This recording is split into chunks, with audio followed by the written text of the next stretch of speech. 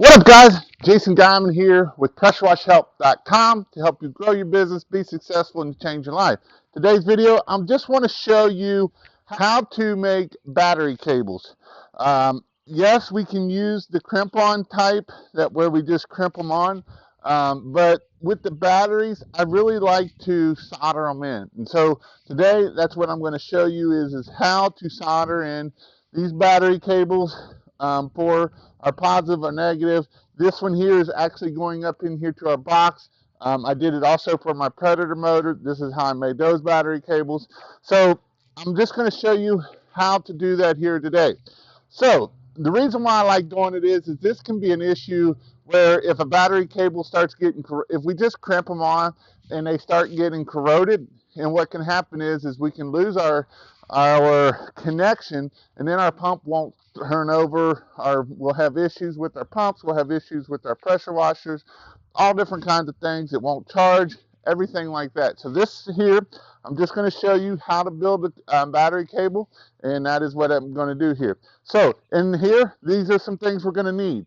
These are my wire cutters, and you can actually use a pair of strippers. I've lost my good pair, but these here work really good for this. We're going to need some terminal ends. This here is a 6 gauge or 8 gauge wire to I believe it is 3/8 hole. We're going to need some solder.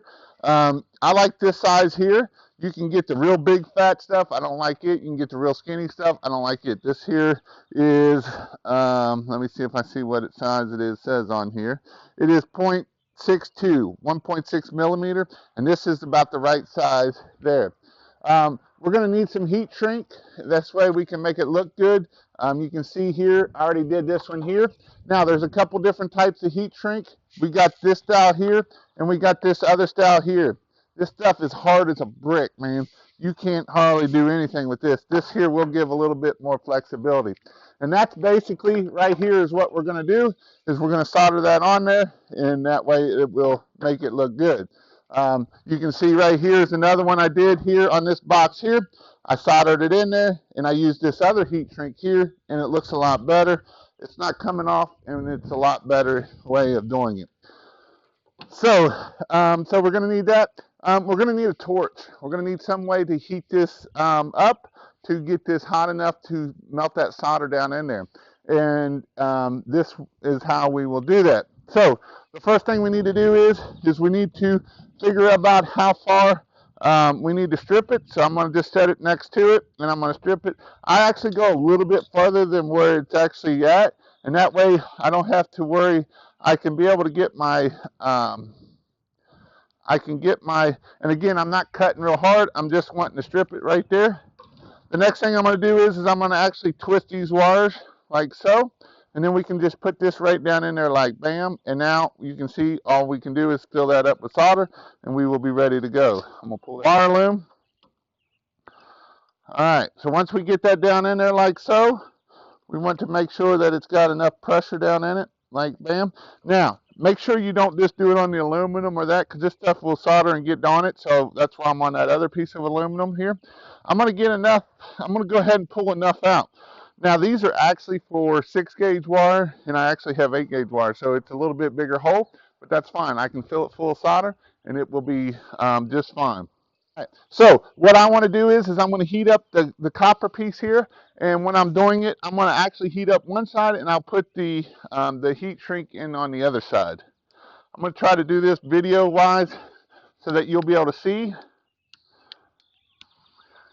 So again, we're just going to heat this up, get it good and nice and warm, get it hot, and that way as soon as this solder will start just sucking right down in there, and that's what we want. You can see it starting to melt. That's what we want. We're going to fill this whole thing up with solder, and then that solder will actually run up that wire too, because it'll get hot enough to run up in that wire, and that's what we want. There you can see it start to pull up. The wind is kind of screwing me today.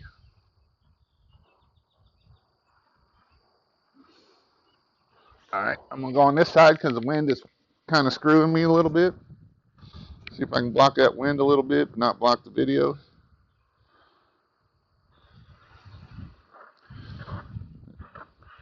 That wind is killing me.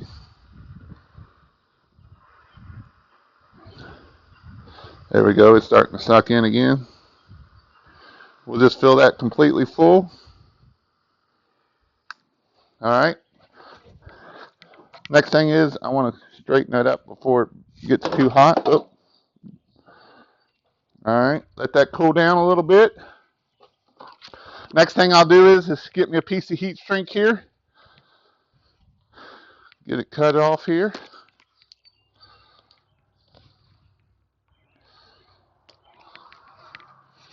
Get it cut off. Let that cool down some more because it is hot. And you'll feel this whole wire is hot. That solder will actually suck up into that whole wire here. So we want to let it cool down there just a little bit more. You know what, this one here, heat shrink might not fit over there. I might have plowed myself. I think I did.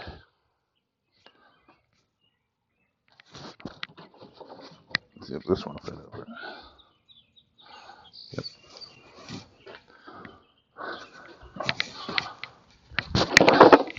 So I should have, you always want to slide your heat shrink on first. I forgot to do that. So I'm going to have to use this harder stuff. Again, I'm going to cut it. Like I say, I should have used the, slid that heat shrink on first, but I forgot to do it. That's all right. We'll make it work. It's about the job is making things happen. Overcome, adapt, and overcome. You can adapt and overcome, you'll be good.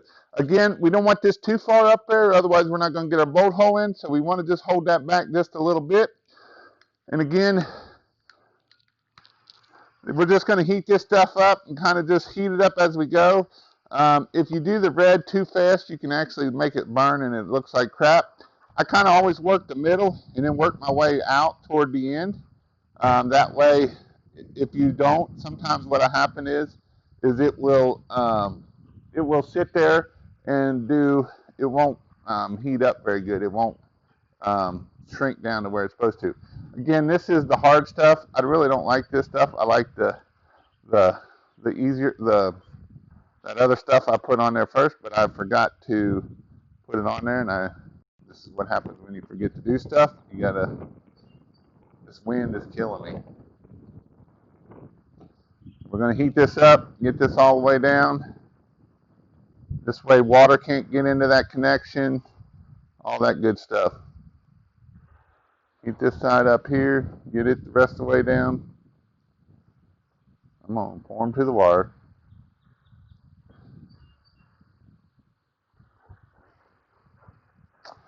And yeah, a little bit.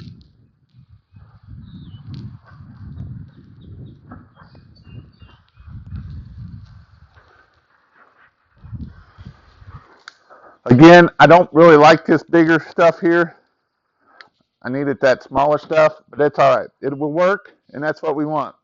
The other stuff will work even better, and it will definitely make it not so thick and so hard. The only good thing about that harder stuff here is on my neck or on my positive here, you can see that it's so hard that you can't bend that stuff at all, which, you know, that's not a bad thing. So that way it won't pull on that wire and accidentally pull it out. Now, it shouldn't if you get a good solder, but it will definitely hold it better. So again, if you want to know more about my Predator motor and how to hook it up, check out my video right here. Or you can check out this playlist down here, and in there you find all kinds of things about this whole trailer build. See you in my next video.